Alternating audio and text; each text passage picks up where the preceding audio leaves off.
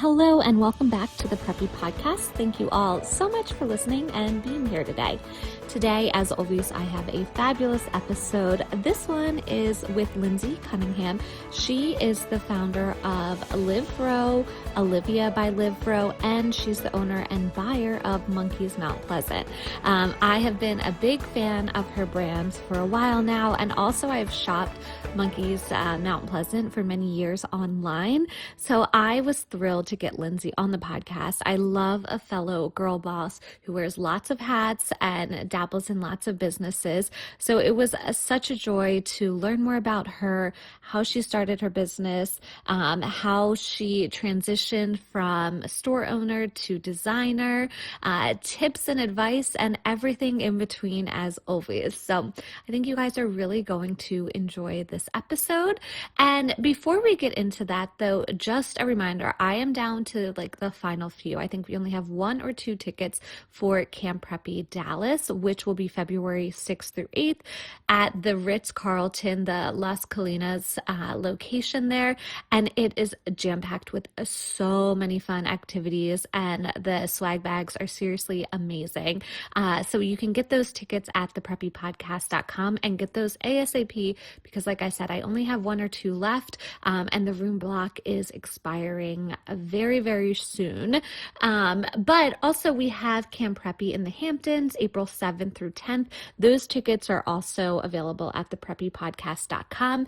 More details about what we're doing will be available soon, but those are also flying. So if you want to attend either, I highly recommend getting your tickets now. It's going to be such a fun time. And speaking of Camp Preppy, I created a Spotify playlist for Camp Preppy Dallas, but really it's like a Valentine's Galentine's playlist that I think is so good. I am posting about it on Instagram, so if you want a link to that to enjoy, even if you're not going to Camp Preppy, I think it's really, really fun. And I have lots of big plans for 2026 with all of you that I can't wait to share. The best place to stay in touch with me, of course, is at Patricia_May, May_Olson, OLSON, on Instagram to stay up to date on everything. Be sure to subscribe to my newsletter if you just go to my website, patriciamayolson.com or thepreppypodcast.com, as well as I have a little a group on Instagram that you can be added to where I share links of things that I find and love. This year I'm just really leaning into you guys, creating community, and I would love to get to know all of you more. So let's get into this week's episode. All right. So why don't you first let everyone know who you are, where you live, and what you do?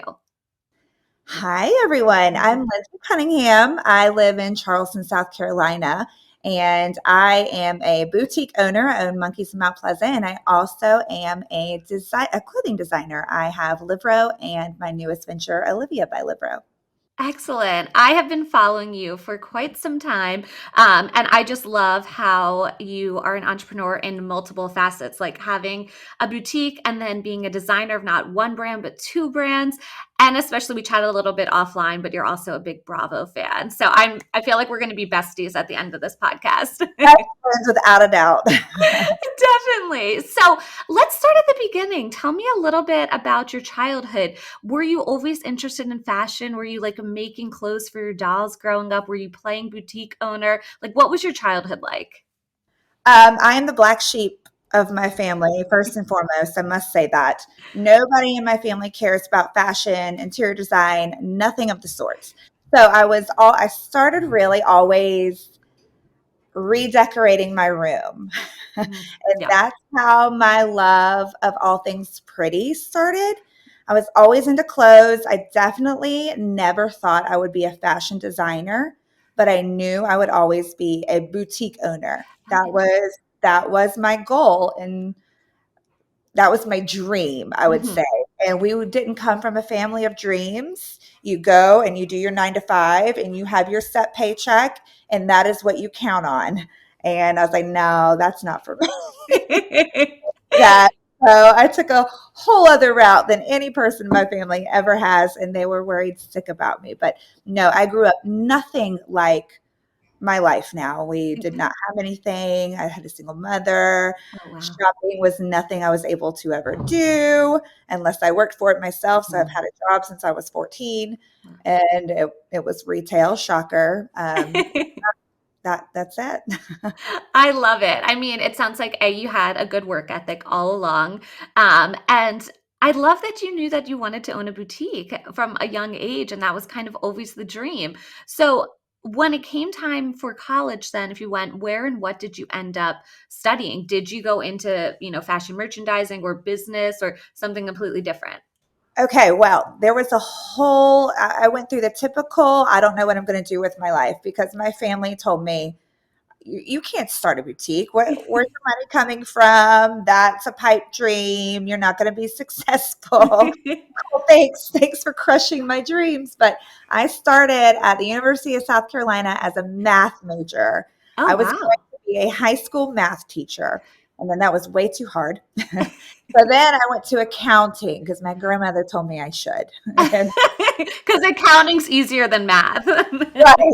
I did not like that at all. And so then I switched to business marketing and I said, well, might as well just get this degree and we'll see what happens. And so I tried for just the sales job and I was not getting hired.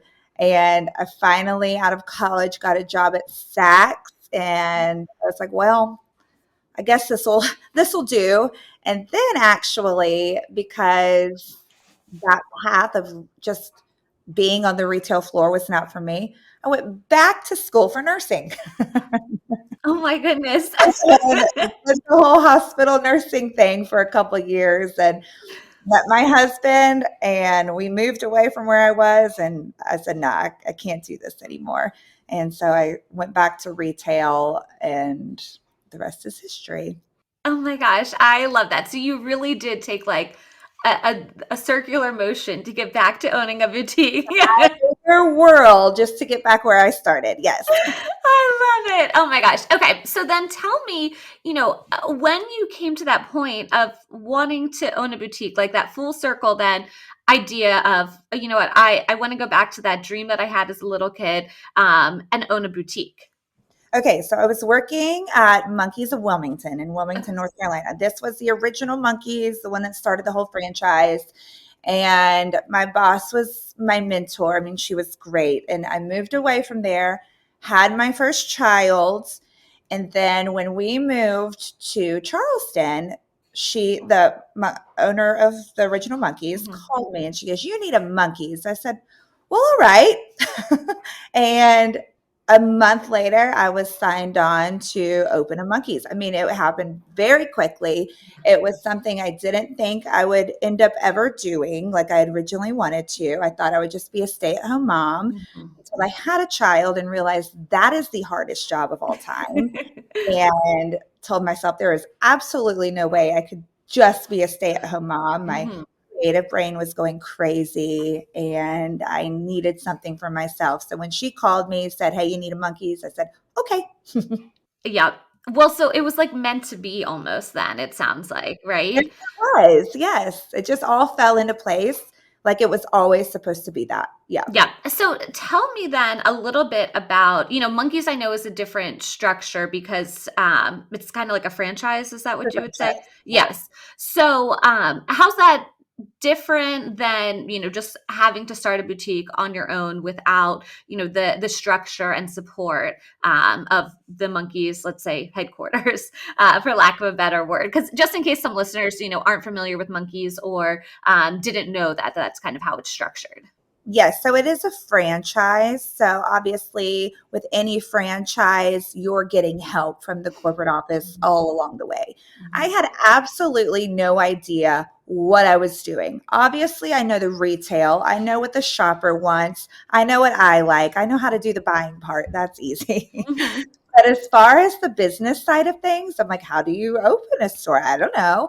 What do I need? Don't I need something from the government? I knew nothing. So opening it with having that corporate help was exactly what I needed at the time.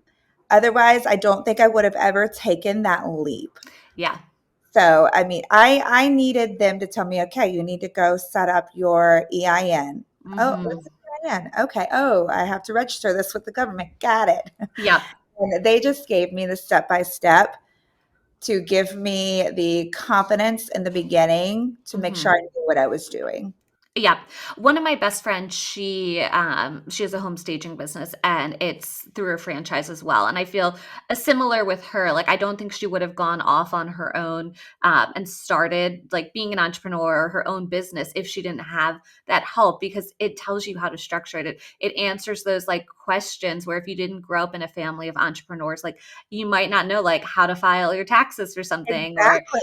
yeah, so I think that's really smart that you did that, and I think for some listeners, I think that's definitely the route to take if you don't really know that much about entrepreneurship or just want some extra support, right? Right.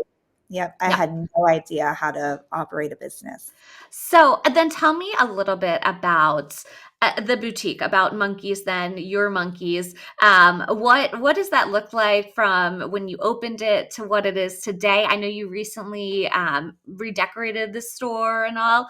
So, and I've shopped it online actually through your Oh, website, even here in Philadelphia. So I think you curate such a great collection. thank you. So when I opened Monkees, corporate Monkees had a very strict structure. Mm, You had to decorate the way they decorated. You didn't have to, but they suggested carrying all the designers that most of the stores carried because they had a track record of sales. Well, when I was opening mine, I called the owner. Her name is Dee Dee. I said, I will not decorate the way y'all want me to. They had yellow walls and crystal chandeliers. I was like, I'm at the beach. That is not my yeah. style. It's a little dated, in my opinion. I can't do it. And she said, go ahead, do your thing. And so she let me go off and do my own thing. And I wanted striped blue and white painted floors. I mean, I went totally rogue. And in my eyes, if something's beautiful, people are going to go there and see it. Yeah. Hmm. I just think if you have a dated store or a store that's not just aesthetically pleasing to look at, Hmm. I'm probably not going, even if you do carry the brands I like. I love pretty things. Yeah, totally. I mean, we're in an Instagram world, so people, I think, post something pretty and then that attracts more people to it, right? Pretty Yeah. things make me happy. And so I went rogue with the design. And I did start off with a lot of the designers that they recommended. And Yeah. honestly, early on, they weren't selling. And I kind of said, well, great, because those aren't my style. So I changed completely. I dropped so many of the original designers that I opened with and found all the ones that I love that many other Monkee stores did not have in their boutique. Mhm. And I brought those in, and it just started to flourish from there. So I stayed true to who I am, to the style that I love, to the things I would buy. Mhm. And it did a lot better. Yeah, I'm sure. So what year did you open in then? Oh gosh, 2018. 18. Okay, so before COVID. And I think, you made a good point there is when you stuck to your guts and what you believed in, then it did so much better, right? Yes, Do you yes. have any other tips then for people listening who might own a boutique in terms of buying like for their store? Well, I think a big thing too is that I very much have a Charleston aesthetic to the way I dress. Mhm. And I know the women in Mount Pleasant and Charleston very well and what they like because it's very much who I am. So not only did I stick true to who I am and what I'm wearing, but I stuck true to the area and made sure that I brought in what I attracted the women that I wanted to attract. You could come in Mhm. and you could bring in some designers who are beautiful, have beautiful clothes, but maybe they attract more of a mature audience, Yeah. 60s, 70s. Yep. And I made it a point to not do that. I wanted to attract people just like me. The Okay. women who were younger when I started, I think when I opened it, I was 31. Okay. And if I'm doing the math right, I wanted to attract women my age who, as the years went on in my store, they were growing with me and with Mhm. my style versus bringing in something that maybe a more mature person was buying, but Yeah. then, they get older. Yep. So I wanted my audience to grow with me. So I stayed true to what I was wearing at the time. That makes sense. I mean, you don't want to force a fit. That makes sense. No, it does. You don't want to force a fit. And I feel like all of us in business, even with my PR business, when I started it, I feel like I would almost say yes to anything. And in some respects, you have to when you're first starting. Yeah, you But do. but it makes your job harder if you don't believe in it, right? And same with you. Like if you're selling something that you really don't believe in, that's harder to someone that you don't resonate with. It makes your job harder. So it'd be easier to do something that is more aligned with you and your style and your wants. 1000%. Yeah. Yes. So now let's talk about the brands. Like, how did that come into play? Like, what was the idea there? COVID. Mm, COVID brought these into fruition because here we are. I had a baby during the lockdown okay. and my store closed down. When we reopened, I am looking around my store and I'm like, holy crap. We have hundreds of thousands of dollars in inventory that nobody is going to buy because these are for people going on vacation and going to parties and going to dinner. And I'm like, what am I going to do? So I had a freak out moment. I reached out to one of those little, I don't know. A lot of people I feel like can relate if you're listening and you're a business owner or Yeah. boutique owner, you've been flooded in your DMs by factories in India. Yes, even I get them. Okay. So I was always getting these messages. And so I had one in my DMs and I'm like, well, okay, what you got for me? And I tell you, I started with two styles, the classic Kurta and the classic shirt dress.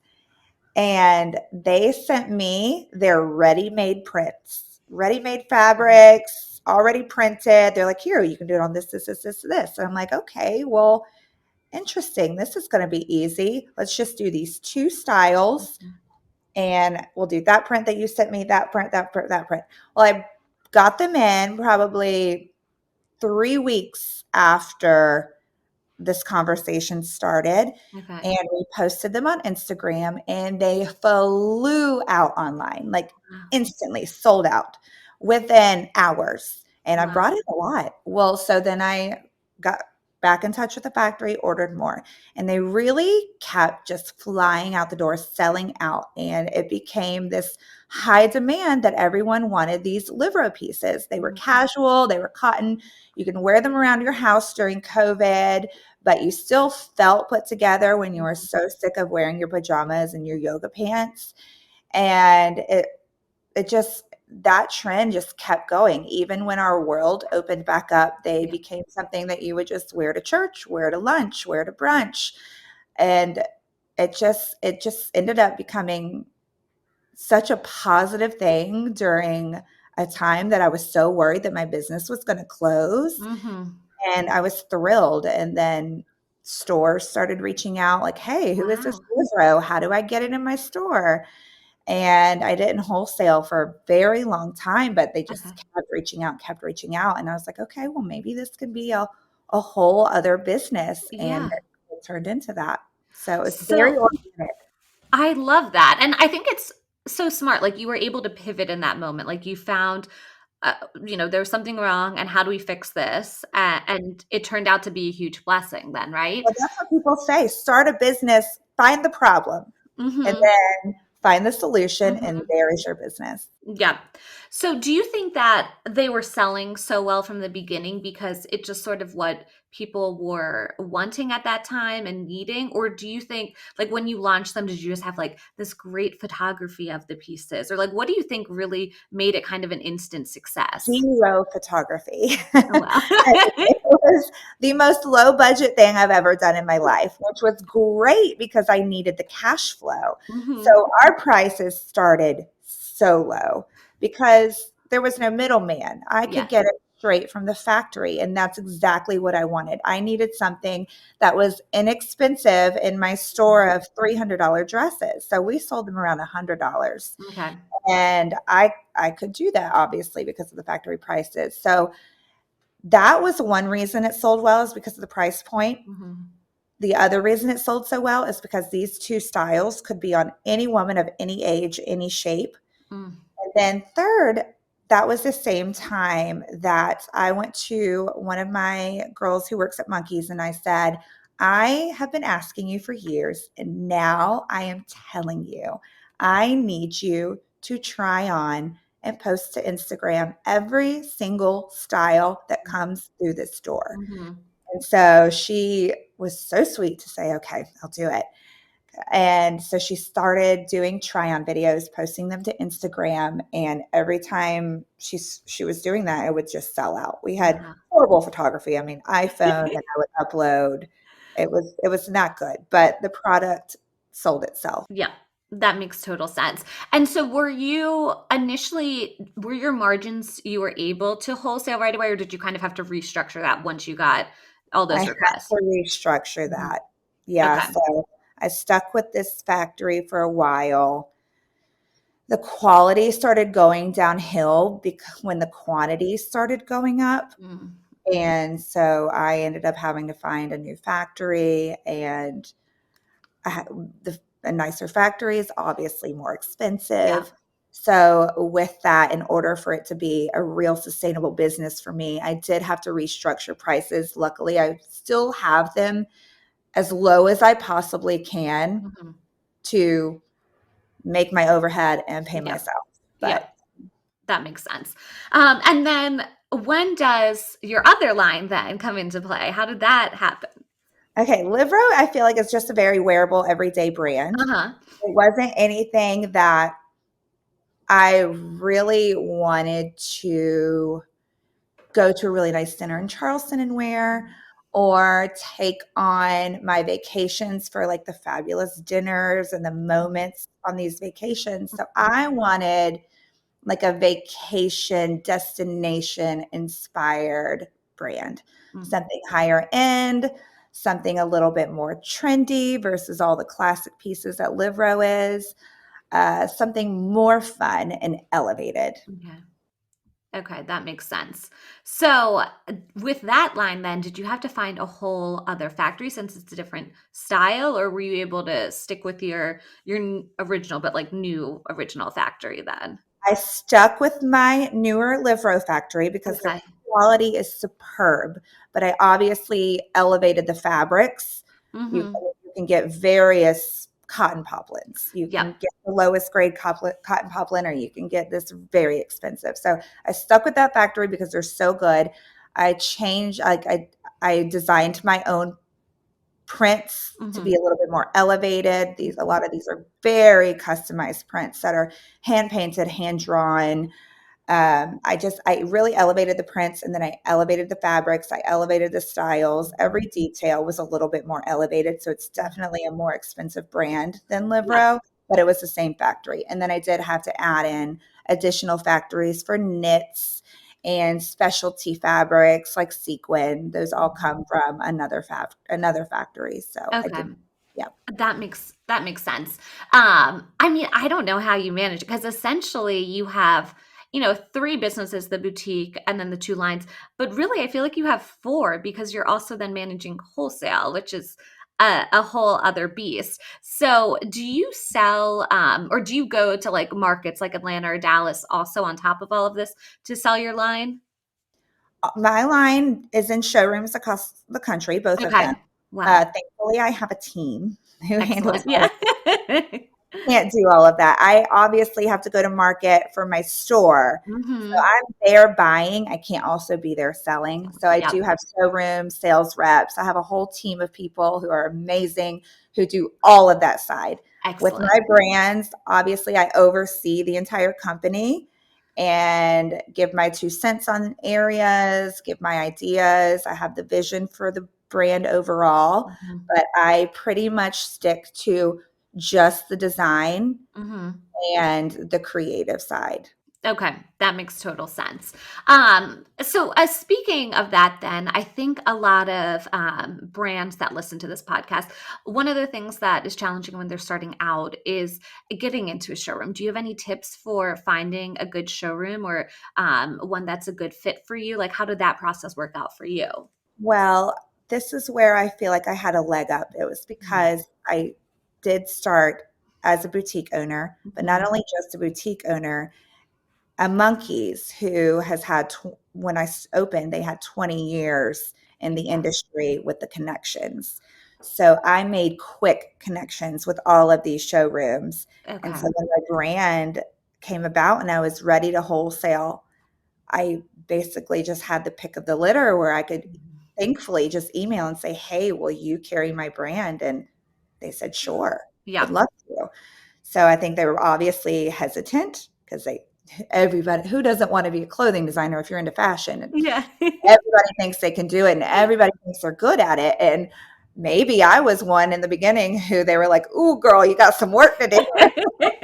But they took a chance on me, and I did evolve with the showroom, who maybe had some tips for me from feedback from the stores and from their experience in it all. But I did have those connections early on, which is a big help. Now, if you're starting out and you're looking for a showroom, I highly recommend finding someone who's already in the industry, either a boutique owner or another designer, and paying them for their time and their advice and connections or going to market with them or Mhm. whatever it might be. But Mhm. you really need to That's do some research because not every showroom is for your brand. Yeah, no, that's great advice. And then, kind of the flip side of that, let's say if someone wanted to have their products in your monkeys, what does that process look like? Like, what are you looking for, or what's a good advice on how to approach a boutique to have their products carried?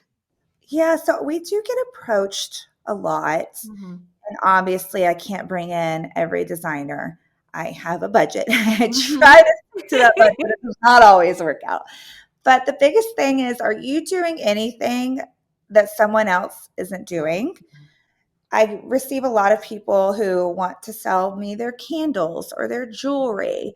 And meanwhile, I'm like, well, I already have this great candle company that I sell. I already have this wonderful jewelry line that I sell that looks just like your jewelry. Like, I can't bring in anything that's going to compete Yeah. with the brands that I'm already carrying that do so well. So it's Hmm. got to be a little different. It has to be true to my Okay. aesthetic, it has to be high quality. I don't sell anything that's not great quality. Hmm. It has to be a little bit different. I just have to look at it and instantly know, yes, that I love that. That's a great price point. That's gonna sell. I'll take Yeah. it. And to because I do get so many emails and DMs of people wanting me to carry something of theirs, you have to catch me with like that first photo. Don't Mm. give me all your words. I'm not reading Mhm. it. If you send me a photo and it catches me, then I'll pay attention and we can keep the conversation going. Yeah. Okay, that makes total sense. I keep going back to the fact that you wear so many hats, and even though you have a team that supports you and helps you, do you have any tips on balance or getting it done, or maybe resources, even like if there's certain apps or sites you like to use to stay on track? Like, any tips or advice or resources there?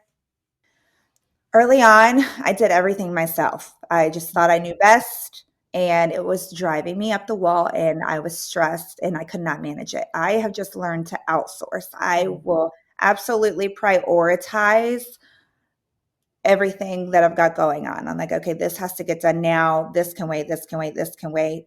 And eventually I'll get through it all. But I I am a very efficient person. I always say don't dilly-dally. I like to, if something comes to my desk and I know I can knock it out quickly, I'm going to knock it out then and there.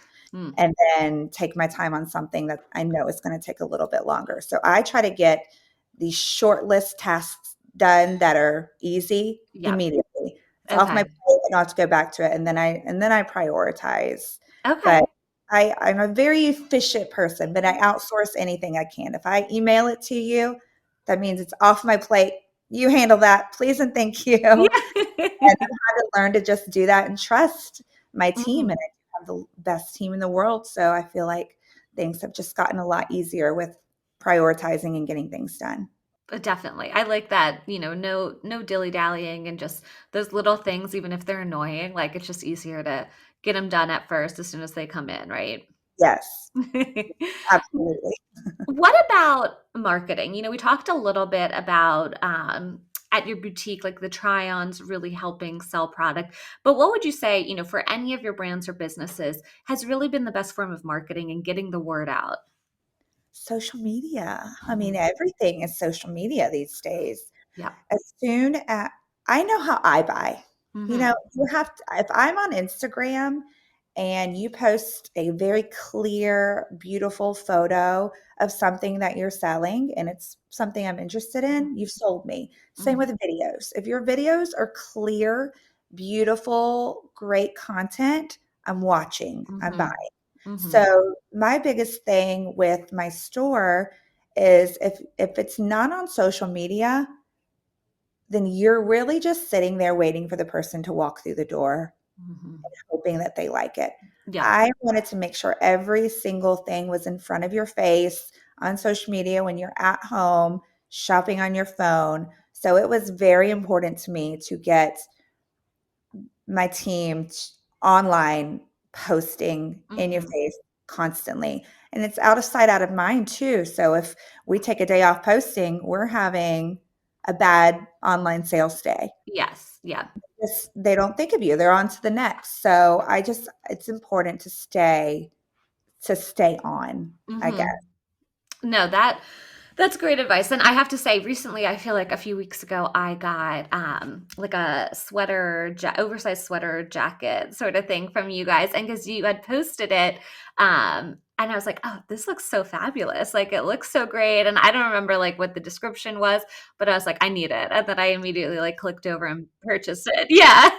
It works. It And you does. need that sense of urgency too. If you know something could sell out, you have to have it then and there. Yes. Yep. Exactly. We Uh, also work hard on creating that sense of urgency with things. We would buy small quantities so that it would mhm. sell out and train essentially the customer to purchase immediately. Yeah, no, that makes total sense. Now, since this is the Preppy podcast, I always ask everyone, what does Preppy mean to you? So, how would you describe Preppy?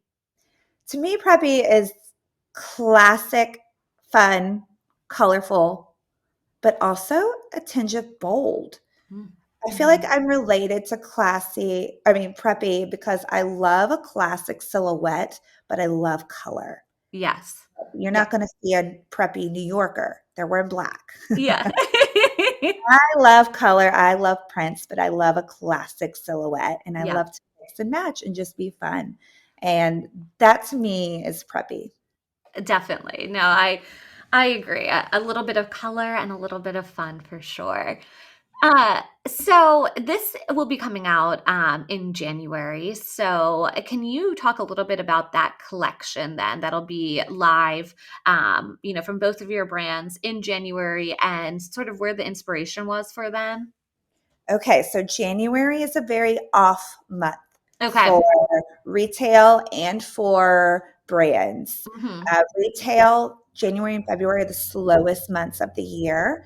And then brand wise, because January and February are the slowest months in retail, the spring collection doesn't, I think most all brands launch their first spring drop in February, Yep.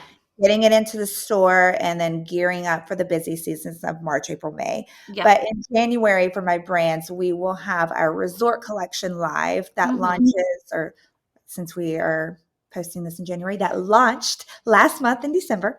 Yeah. But yes, that is also resort season when people are going down to Florida, going to the islands, going to Mexico post Christmas, early January when you're ready to get out of the cold. And so our resort deliveries will match those vacation vibes.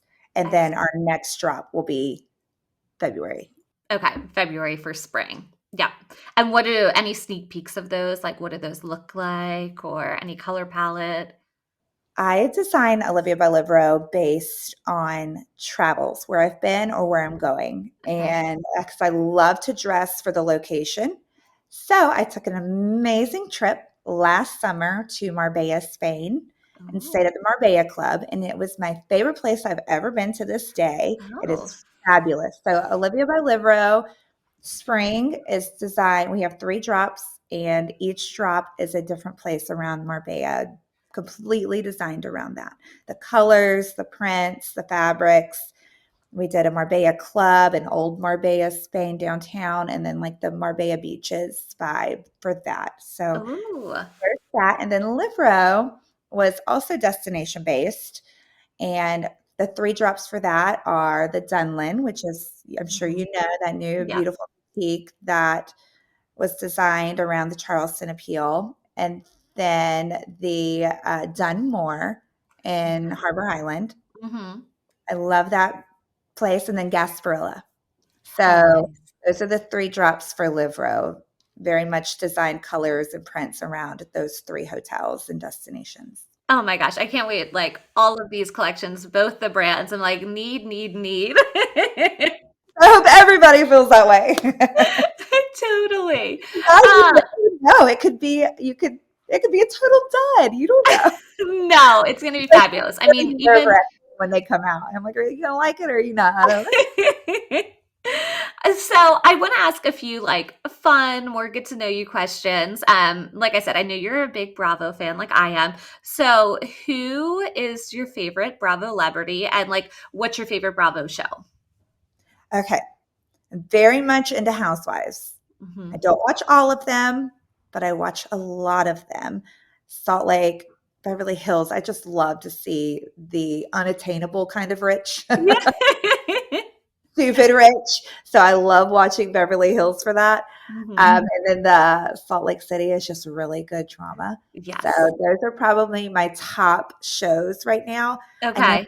I know we have the Charleston ones, and I try, but that's just not Charleston. Yeah. That's just not who the majority of us are, I feel like. It Mm-hmm. used to be, but not anymore. So I'm not really deep into the Charleston ones, but Okay.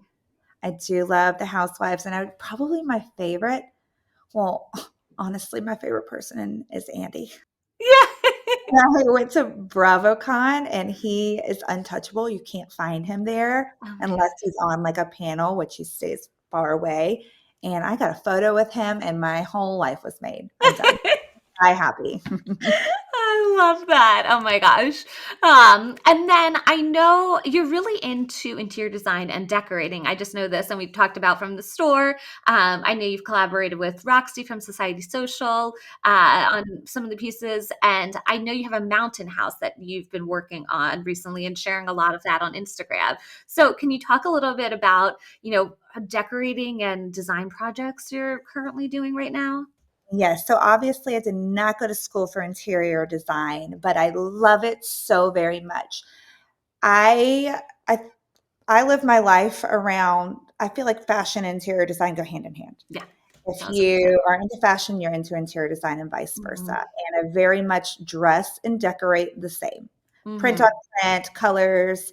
I love interior design so much. A happy, beautiful house makes for a happy life and home with Yeah. your children and husband. So, yes, I love interior design. I don't know if I do it all right. I book, but I Doesn't matter. what I love, and it has worked out for the most part. I've made many mistakes, but I get asked all the time, "Do you do design consults? Will you do some design work for me?" And my answer is always no, because I think interior design is my true passion Yes. more so than fashion. And because it's my true passion, I don't necessarily want to make it my career where I have to do all the business side of things, Mhm. and then it takes away from the love I have for it. Yeah. No, that makes total sense. It's funny. I say I had a quarter life crisis a few years ago, and I was like, I don't know if I want to do PR. Like, I love interior design. So I went back and got a certificate in interior design and interned with a really great interior designer here. And I was like, I do not want to change careers and do this, like, because it took away the fun. Like, and you're still dealing with customers and like their tastes might be different. It's the whole thing, right? Right. Whereas, yes, in interior design, like I don't want to sacrifice my style to try to suit yours. And I feel like Mhm. sometimes you have to do that unless you Yes. have a dream client in interior design. Yep. Whereas with fashion, I design it first and sell it later. Yes. Yeah. So buy it or don't. I don't have to Yeah. order it from the factory if you don't buy it. But yeah, That's a good perception there, like the I don't have difference. to compromise anything Yep. in work that I do. No, that's so smart. So your mountain home then, like what's the vibe for that? Is it going to be similar to your home and, even your store in Charleston or completely different? Well, similar in ways that Yeah. it'll be print heavy. I do love Uh-huh. color. My store, Molly Basil just redesigned that, and she's great, and it's very coastal. And I would say that my design aesthetic is typically coastal meets a modern traditional meets a new or an England countryside, Okay. Yeah. that nature. I love all of that.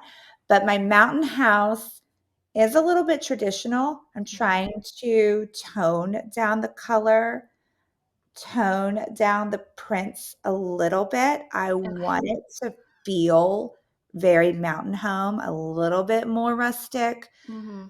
a lot of wood tones. Mhm. I just want it warm and cozy and Okay. feel like you're sitting by a fire at all times. Yeah. I mean, that sounds amazing. Take me there. Early, but gosh, I underestimated how hard it is to outfit an entire house at once. Yes. Oh my gosh, that's so funny. So expensive. Now, any like last advice you can leave listeners with? Like, what advice would you give someone who either is wanting to start something on their own, aspires to someday start something on their own, or maybe someone who's like in it right now, and we all have those difficult days as entrepreneurs. Like, one piece of advice. One piece of advice, if you have not started it, start now. It's Hmm. going to take a lot longer than you think it will to get Hmm. your foot off the ground. It's also going to be a lot more expensive than you think it's going to be to get your foot Hmm. off the ground.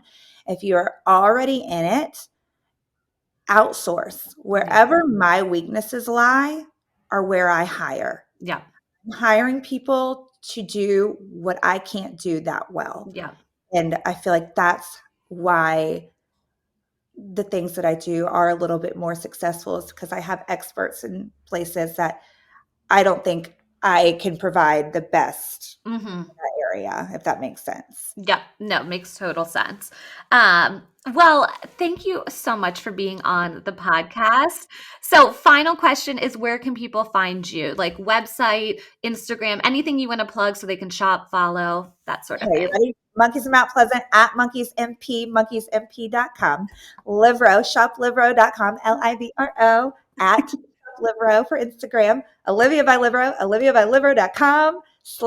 And Instagram is at Olivia by Livro, or you can find me personally on Instagram at Lindsay Cunny, because Cunningham was taken. I love it. I feel like that's the perfect little exit there. He practiced. Well, thank you so much for listening, and I hope I had something to add. Thank you so much. Thank you so much for listening to the Preppy Podcast. I hope this put a little prep in your step for the day. Please subscribe, rate, and review on wherever you listen to your podcast, and follow along with @the Preppy Podcast on social media.